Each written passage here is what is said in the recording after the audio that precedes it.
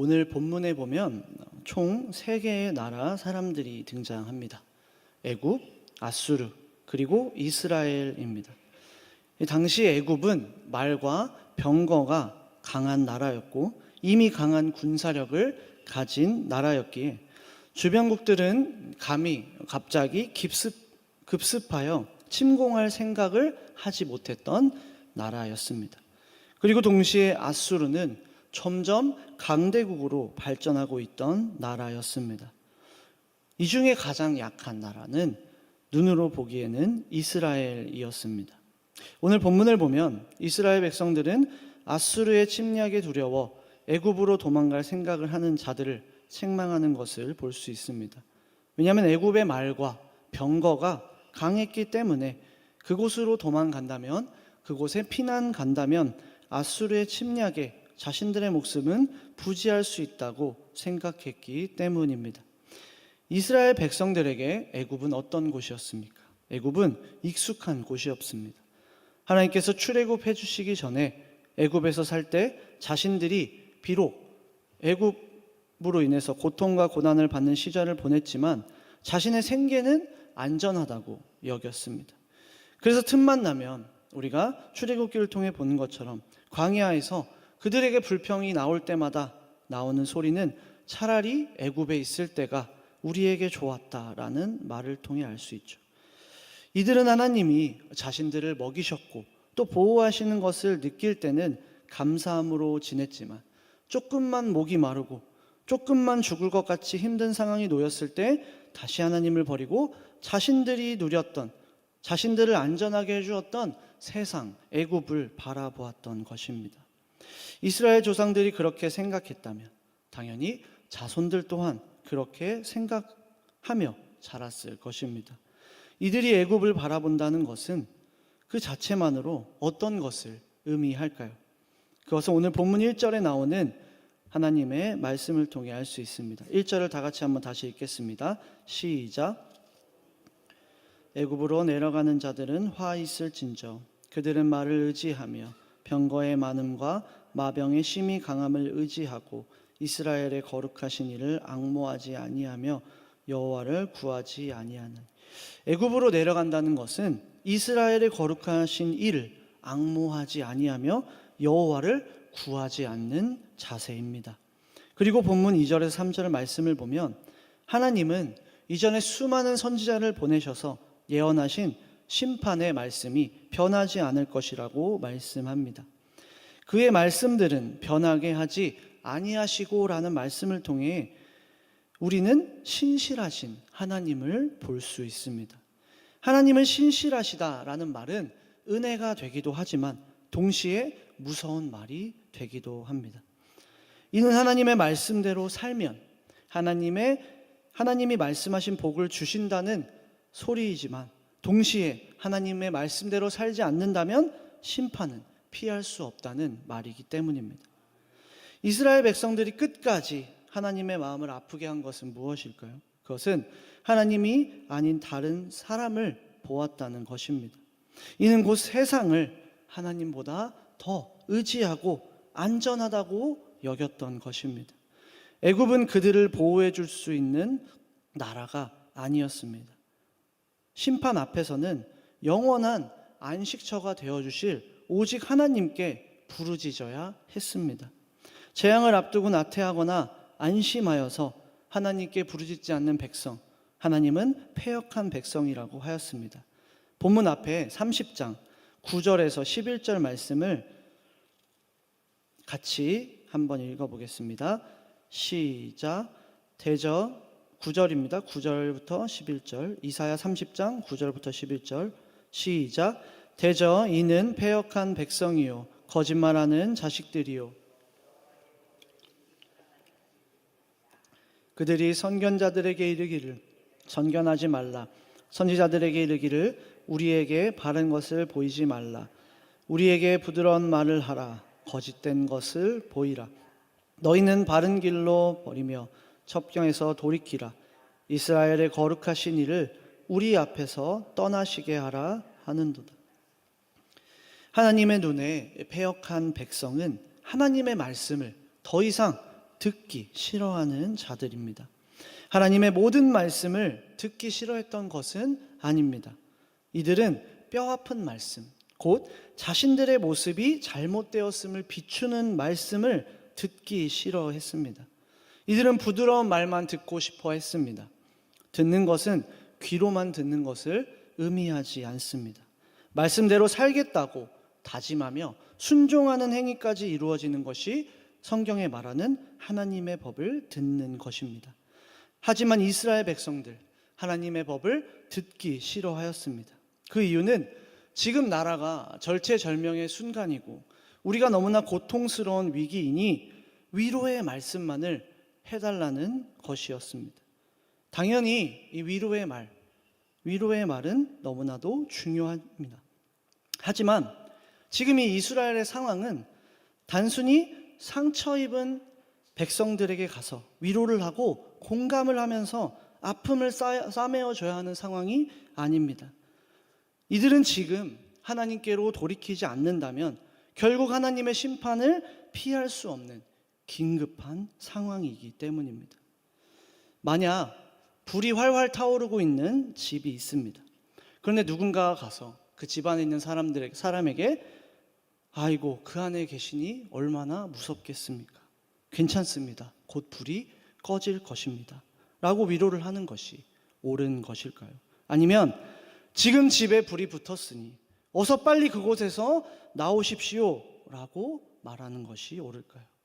요한계시록에 보면 마지막 때에 불타는 바벨론의 모습을 세상을 비추어 나타냅니다.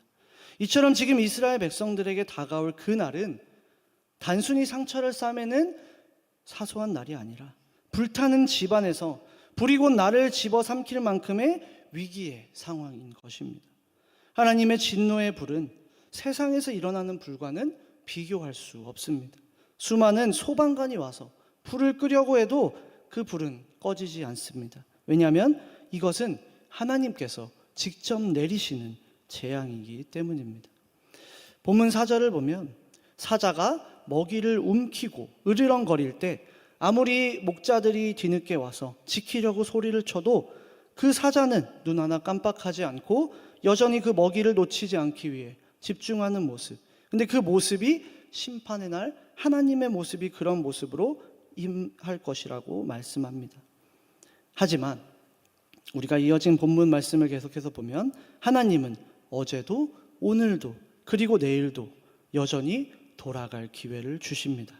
하나님은 반드시 돌이킨 자들에게 주시는 축복이 있습니다. 본문 5절의 말씀을 같이 읽겠습니다. 시작. 새가 날개치며 그 새끼를 보호함같이 나 만군의 여호와가 예루살렘을 보호할 것이라. 그것을 호위하며 건지며 뛰어넘어 구원하리라 하셨느니라. 하나님은 반드시 예루살렘을 보호하십니다. 하나님은 반드시 교회를 보호하십니다. 하지만 이는 이 예루살렘의 주변에 거주하고 있는 단순히 지형적인 상황을 하나님이 보호하신다는 말씀이 아닙니다. 언제든 예루살렘에 살지 않았더라도 예루살렘으로 돌아오는 자들, 곧 하나님 품으로 돌아오는 자들을 보호하시고 책임지신다는 말씀입니다. 예루살렘으로 돌아오는 자들의 모습이 있습니다. 하나님은 이러한 모습을 우리에게 요구하십니다. 본문 7절의 말씀을 읽겠습니다. 시작. 너희가 자기 손으로 만들어 범죄한 은우상 그 무상을 그날에는 각 사람이 던져버릴 것이며.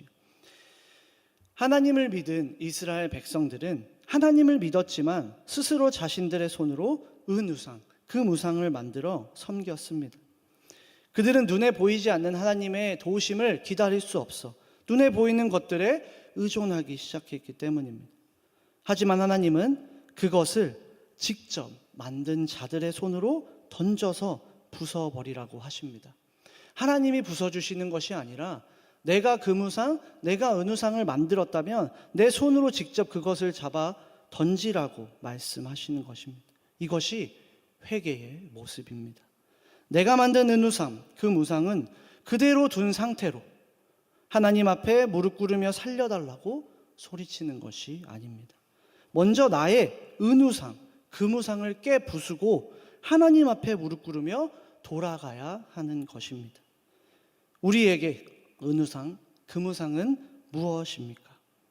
내가 놓지 못하는 자존심, 내 자아 또는 물질, 명예 등 여러 가지 우리가 살면서 자연스럽게 나의 상황을 보호하기 위해, 나를 보호하기 위해 만든 수단들이 있습니다. 하나님은 오늘 우리에게, 이 돌아서는 자들에게, 결심하는 자들에게 이것들을 다 버리라고, 우리 손으로 직접 들어 깨부수라고 말씀하십니다. 던져버린다는 것은 완전히 깨부셔서 조각이 흩어져서 다시 붙일 수 없는 것을 말씀합니다. 그냥 조금만 금이 나게 해서 다시 복구가 가능하도록 하는 정도로 던지는 것이 아니라 산산조각이 나도록 던져야 하는 것입니다. 진정 하나님께로 돌아갔다는 증거는 어제의 나를 버리고 오늘의 나로 새롭게 살아가는 것입니다. 어제 내가 하나님 외에 다른 것을 의지했다면 오늘 내가 말씀을 듣고 나의 그것을 버리고 하나님을 다시 바라보기 위해 노력하는 삶입니다. 그렇게 우리는 날마다 하나님 앞에 내 자신을 깨부수고 또 깨부숴야 하는 것입니다. 저의 스스로만 보아도 말씀을 준비하며 하나님 앞에 여전히 깨져야 하는 부분이 많음을 보게 하셨습니다. 성도를 사랑하지 못하는 마음, 남을 비판하는 모습, 남을 짓밟고 내 자신이 더 올라가려는 교만 등 전부 날마다 우리에게 주시는 그 마음 하나씩 하나씩 깨부시는 저와 여러분들 되시길 소망합니다. 그날이 오면 세상은 하나님의 심판 앞에 힘을 쓰지 못하고 무너질 것입니다. 본문 8절에서 9절을 보면 결국 하나님을 믿지 않고 순종하는 자들은 두려움에 떨게 됩니다.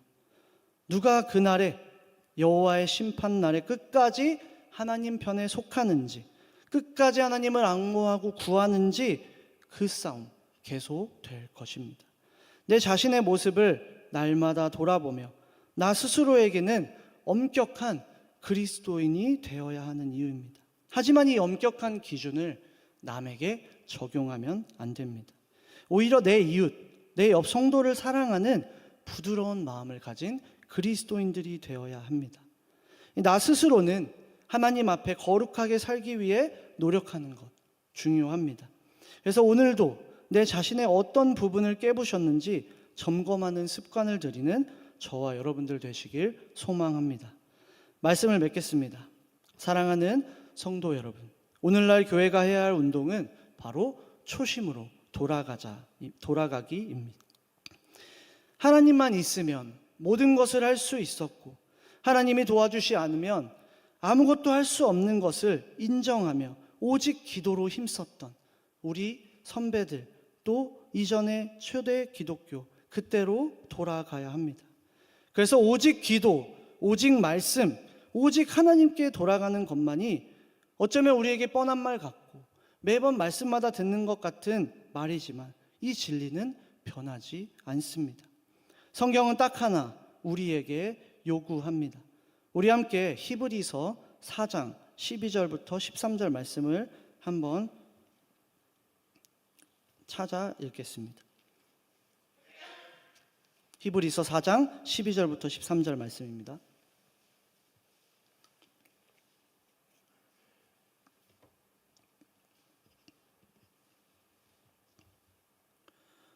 같이 한번 읽겠습니다. 시작.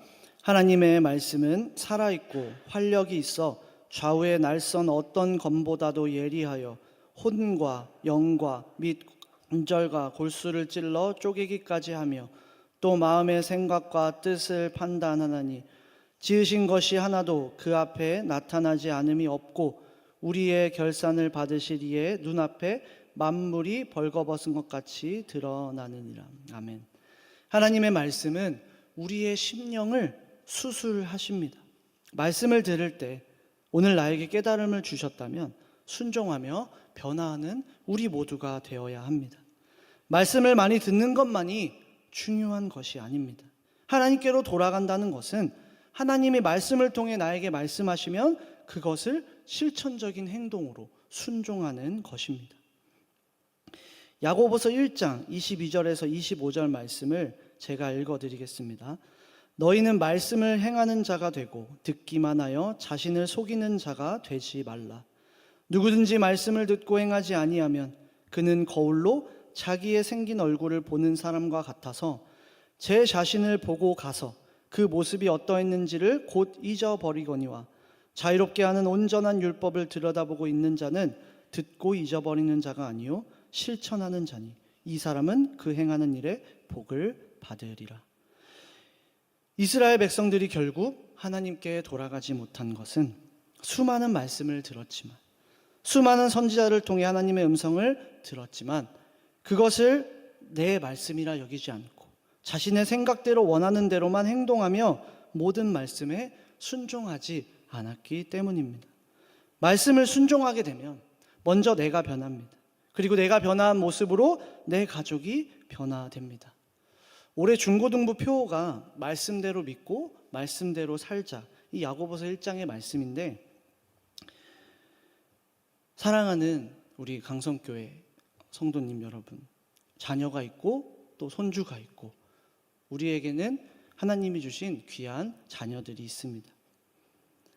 우리 자녀들이 먼저 변화되기보다 우리가 먼저, 저와 여러분들이 말씀을 듣고 순종하는 모습을 통해 우리 중고등부 아이들도, 청년부 아이들도, 이곳에 있는 다음 세대가 하나님의 말씀대로 사는 것을 보니까 정말 사람이 변하는구나, 내 부모님이 변하는구나, 내 부모님이 따뜻해지는구나 라고 느끼며 이 하나님의 말씀대로 사는 것이 삶의 유일한 진리임을 우리의 모습을 통해 깨닫게 되는 귀한 주님의 성도님들 되시길 소망합니다.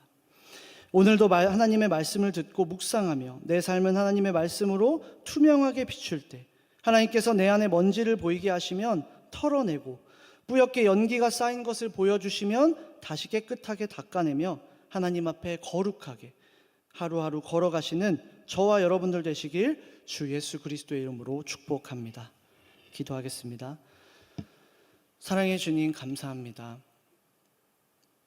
주님께서 주신 이 말씀대로 우리가 앞으로 듣는 모든 말씀마다 귀 기울이며 우리가 편식하는 것이 아니라 말씀을 골고루 먹으며 하나님께서 주시는 대로 그것을 다 소화하며 때로는 쓸 때도 때로는 달 때도 하나님 말씀이라고 여기며 순종하는 이 자리에 있는 모든 우리가 될 수 있도록 주님 용기와 지혜를 허락하여 주시옵소서.